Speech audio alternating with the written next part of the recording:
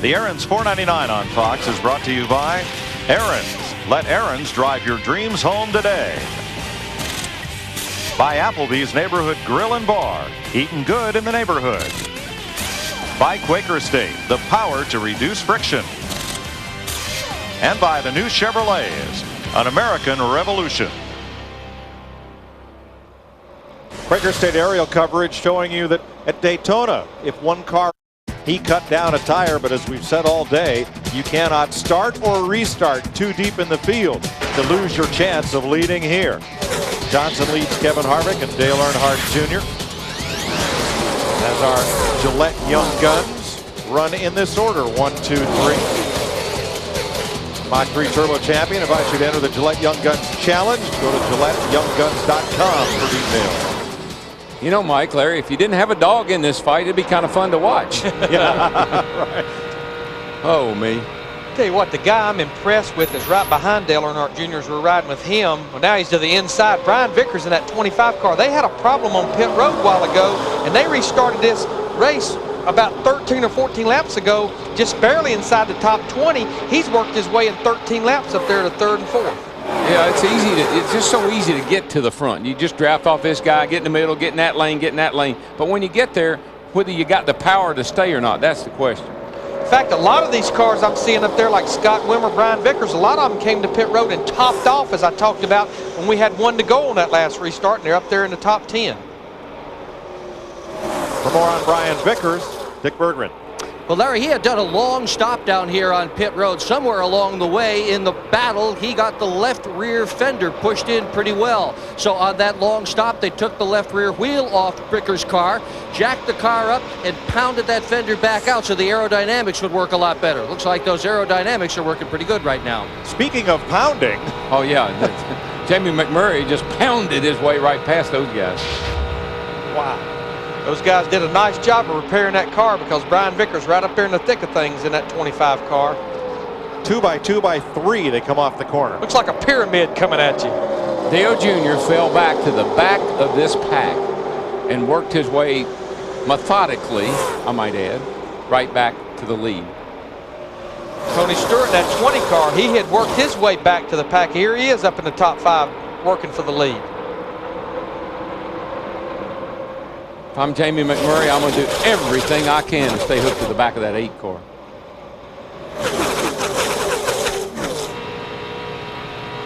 Gauge cleared.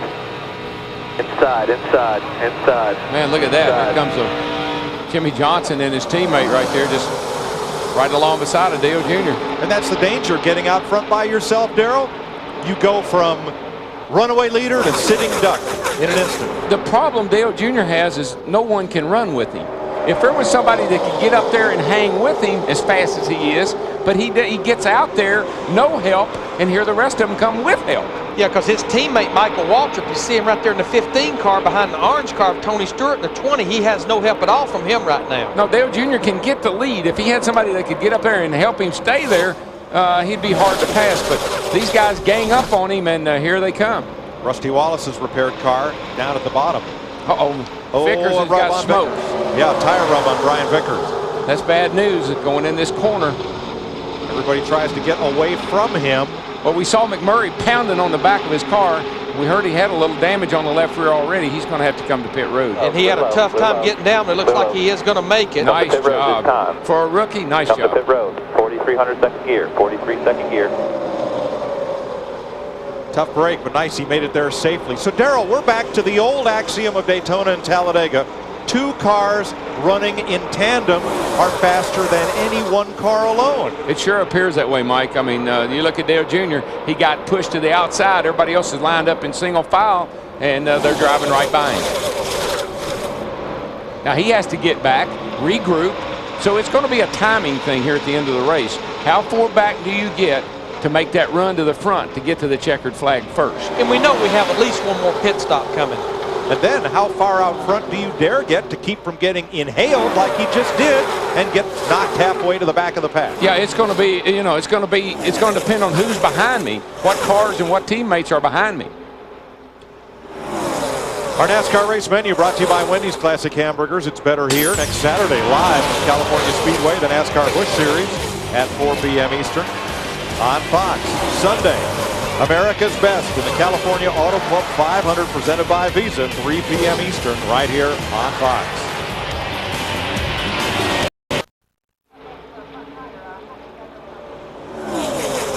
.46 laps to go at the world's fastest speedway in front of the world's longest grandstand. Jimmy Johnson, one of 21 drivers to lead this race. Here are the ones that have led the most laps. We've had 45 lead changes so far. A long way to go, including one more pit stop. Yeah, and that pit stop is going to come in about 7 or 8 laps, and we've seen so many situations happen on pit road. We know that you need a partner to come to pit road. Most of our guys got 4 tires a while ago. Jeff Hammond, I think I want to come. I want to make sure that thing's full of fuel. I want to make sure I don't pit with too many cars, and probably just going to get 2 tires on this last stop. Most of the crew chiefs I spoke to earlier today, Larry, said the same thing. They want to get 2 tires full of fuel, and right now, looking at Kevin Harvick, looks like he may have a little bit of problem. Looks like he's moving the car around a bit. Maybe he's got a tire going down, but you really need to make sure that you don't come with a huge pack of cars. We've already seen all day long guys getting into one another, so you got to be real careful to choose the correct lap to come in.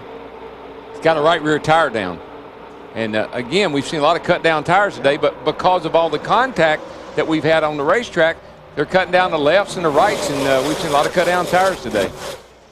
And the problem, he gets to pit road right now, which he's going to need to, is 43 laps to go. He won't be able to make it on one more stop. He'd have to pit another time should we stay green, Steve Burns.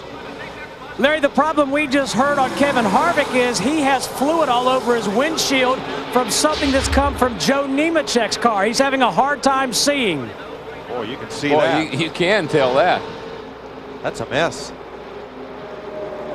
But what he's going to try to do, he needs to try to ride it out to get to that window. I mean, how would you like to run 190 miles an hour looking out that right there? But he's trying to get to that window where he don't have to make an extra pit stop. Well, if it got on his windshield, it must be getting on some others. And now is that Nemechek that's dropped to the back of the pack as well.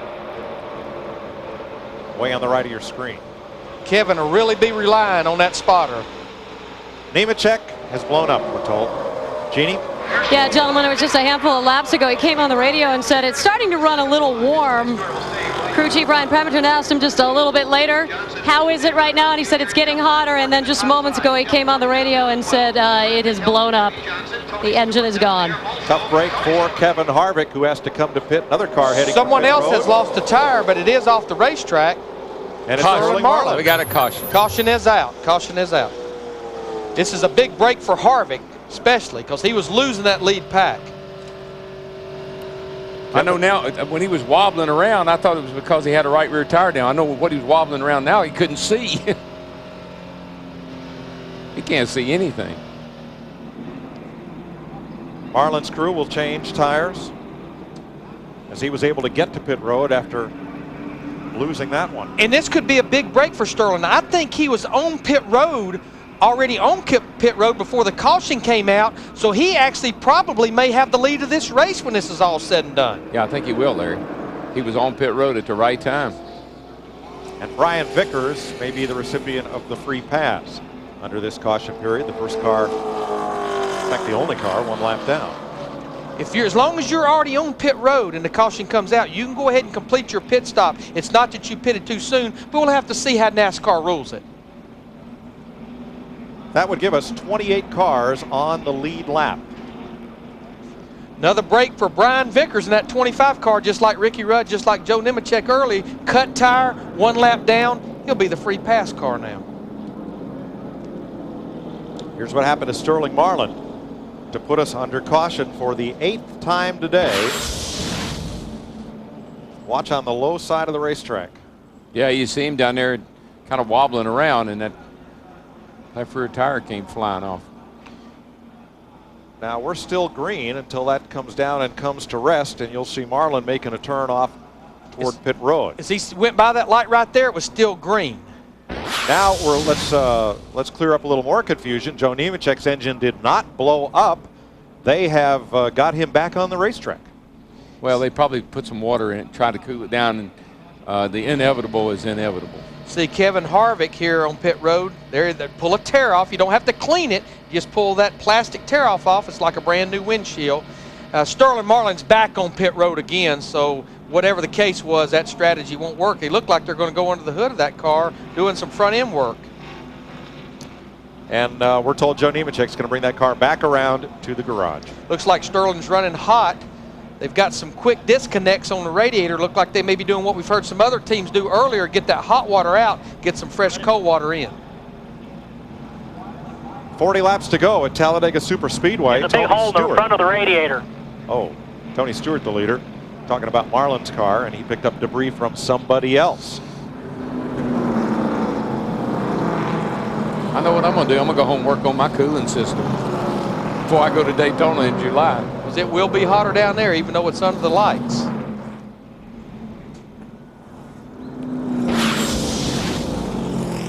Brian Vickers. I like it a lot. I get on the lead lap again. And he has a pretty good car, so that's good news for him. Yeah, baby. That's one of those friendly 5-finger waves right there. 8 cautions today, one shy of the record.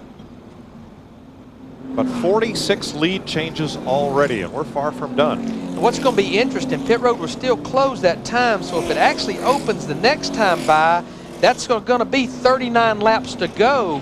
We're going to probably see a lot of cars have to come back in and top off because there was cars that could not make it 38, 39 laps of crew chiefs I talked to this morning. Some could, some couldn't. 35, 36 was max on some guys. You can race the pros. A lot of these drivers are video gamers. You can log on to foxsports.com and play Fox Sports Race the Pros. As we get set for what could be the final pit stop. Say we've got, with Vickers getting back on the lead lap as we see Kevin Harvick in the 29 coming back to pit road. That'll be 28 cars on the lead lap. Now remember, Brian Vickers would be one of the cars that cannot come back to pit road and top off. When you get the free pass, you make your one pit stop, and that's it as far as fuel. But Sterling is, I don't know if he's going to get his car fixed or not, but Larry, there's another guy that's up pretty good in the points. He's 14th, and looks like he's going to be possibly done for the day. Had a great car going all day long. I think they're waiting perhaps to move him to the garage, but don't want to do that until the cars complete the pit stops that are about to begin. Don't want him in anybody's way other than in his own pit box. Still 27 cars on the lead lap here at Talladega as you see Sterling climb out. His day is over. Tony Stewart, Jimmy Johnson, Dale Earnhardt Jr., Jeff Gordon, 4 Chevys, then Jeff Burton's Ford. In 5th, Robbie Gordon, Mark Martin, and Scott Wimmer. Here comes pit stops to Matt Yoakum. Mike, on the turn 4 side of pit road, a lot of crew chiefs talking about coming back in to top off after they make this stop. No adjustments for the 48 car of Jimmy Johnson, just 4 tires like this car. The 20 car of Tony Stewart, no adjustments, just 4 tires as Jeff Gooch Patterson tries to pack that fuel cell full of fuel. The guy who was in 4th, Jeff Gordon, no adjustments either. The Steve Burns. Matt Crew Chief Chris Andrews telling his boys on the 31 car right sides and gas only. Dick. Tony Eury Jr. has told his driver Dale Earnhardt Jr. that this will be the last stop. They originally had talked about a 2-tire change, then got 4 on the car. Jr. gone, but the 20 car of Tony Stewart and Robbie Gordon have beaten him out of pit road. Tell you what, Robbie Gordon, that 31 group, I mean, he had great pit stops yesterday, but I think it may be the same group that's pitting him. They said it was. I think he only took 2 tires. I'm pretty sure he did. But he did take 2 tires, but he's consistently beat everybody off pit road 2 or 4 tires. Well, that's one way to put yourself in a position to win. Thank you very much. Be the first off pit road. It's the safest place to be.